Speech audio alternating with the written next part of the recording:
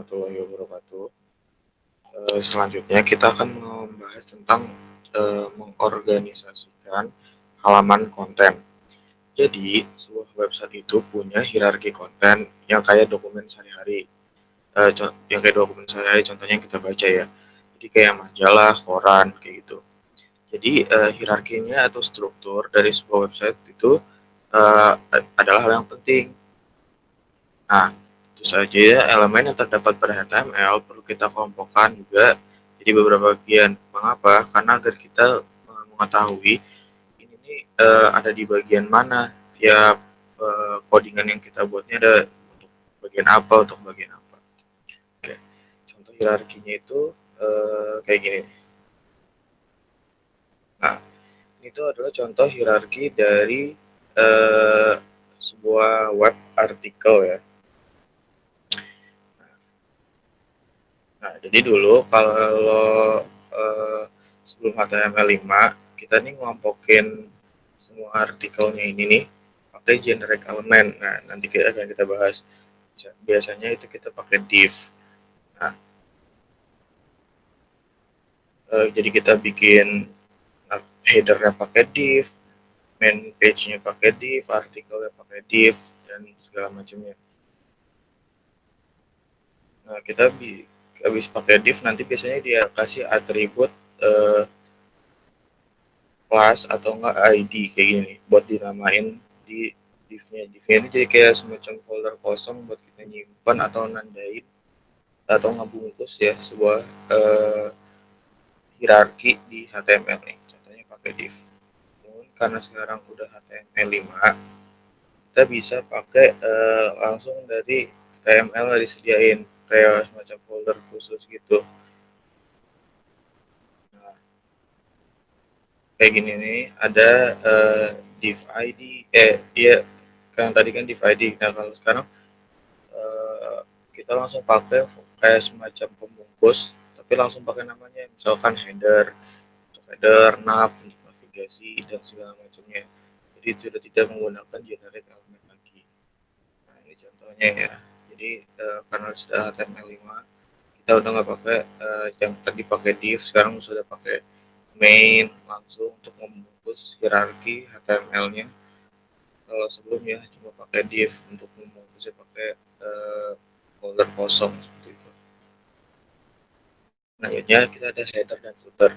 Nah, elemen ini itu kita bisa gunakan untuk sebuah header dan footer utama yang muncul pada awal dan akhir di sebuah halaman body. Header digunakan sebagai pengantar atau pembuka konten dalam sebuah elemen artikel atau section. Di header ini kayak bagian atasnya dari sebuah konten. Terus itu ini footer ya, digunakan sebagai catatan kaki pada sebuah elemen artikel atau section. Jadi kayak paling bawah biasanya kalau footer ini buat naruh kayak copyright dan segala macamnya.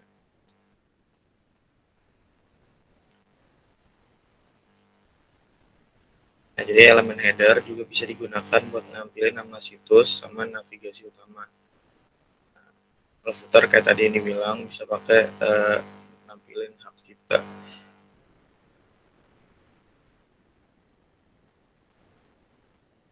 Selanjutnya ada elemen nav atau navigasi. Elemen nav ini kan yang tadi dibilang untuk menampung sebuah navigasi yang sifatnya penting. Contohnya kayak navigasi utama pada sebuah website.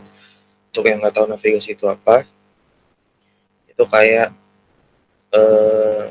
link yang menghubungkan antara satu halaman ke halaman lain atau antara satu halaman ke halaman luar. Contohnya hyperlinknya bisa dilihat di pembahasan video sebelumnya.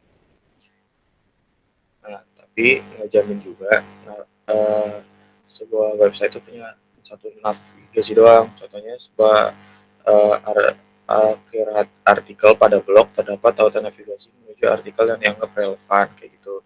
Dengan artikel yang telah kita baca, navigasi tersebut tidak dianggap sebagai navigasi yang penting. Jadi kita tidak perlu menggunakan elemen nav untuk menampilkannya. Jadi elemen nav ini buat navigasi yang kita anggap penting aja dalam sebuah artikel. Ada articles. elemen artikel itu bertindak kayak kontainer atau kayak pembungkusnya gitu ya untuk independen konten pada sebuah halaman, artinya dokumen utuh yang tidak terkait dengan konten lain. Bisa saja konten yang masuk berupa artikel blog, komentar, forum, dan konten lainnya. Nah, artikel ini biasanya digunakan buat nampung misalkan konten isi pokok dari kontennya. Misalkan kita mau buat artikel tentang wisata, tentang suatu kota. Nah, topik-topik kayak tempat wisatanya itu bisa dijadikan satu artikel tertentu, atau sejarahnya itu juga bisa jadi satu konten ya, atau jadi satu artikel seperti itu. Selanjutnya ada site. Site ini adalah memiliki dua tujuan, tergantung kita menempatkannya di dalam sebuah elemen artikel atau tidak. Ketika elemen ini ditempatkan dalam sebuah artikel, pada elemen ini dapat berisikan informasi yang berhubungan dengan artikel tersebut, tetapi bukan bagian dari konten artikelnya itu sendiri, dipisahkan dari konten utama. Tapi masih bisa berhubungan informasi yang diberikannya kalau dalam artikel, tapi bukan konten utamanya. Terus ketika elemen ini ditempatkan di luar elemen artikel, pada elemen ini dapat berisikan informasi yang berhubungan pada keseluruhan halaman. Seperti itu. Lalu ada section, sebuah elemen yang memiliki kesamaan konten dan memiliki sebuah heading di dalamnya. Dapat dikelompokkan dalam section menggunakan elemen section. Dengan begitu, elemen ini dapat digunakan pada elemen artikel yang memiliki konten panjang dan berpotensi untuk dikelompokkan. Jadi section ini kayak misalkan kita punya sebuah artikel wisata. Nah, di dalam artikel wisata ini kita bisa menunjukkan objek-objek wisatanya. Misalkan ada objek wisata A dan ada objek wisata B. Jadi artikel wisatanya ini dibungkus pakai tag artikel yang tadi. Lalu objek wisata A dan objek wisata B dapat kita bungkus dengan menggunakan section.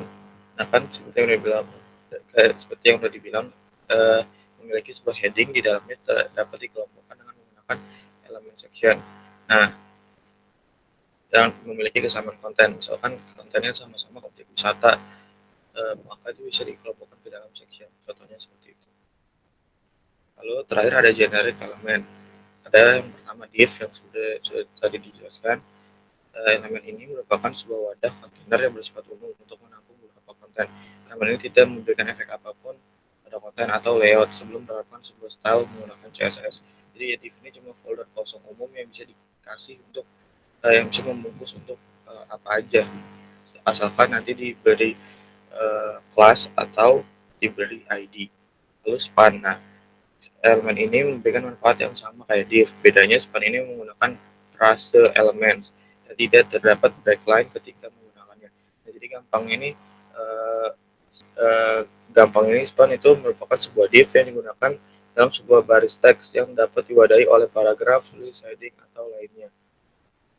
Jadi uh, apa jadi span ini itu biasanya ngebungkusnya cuma ngebungkus teks atau ngebungkus uh, yang paragraf, list, dan heading atau yang lainnya seperti itu. Oke, sekian untuk hari ini, kurang lebihnya mohon maaf. Wassalamualaikum warahmatullahi wabarakatuh.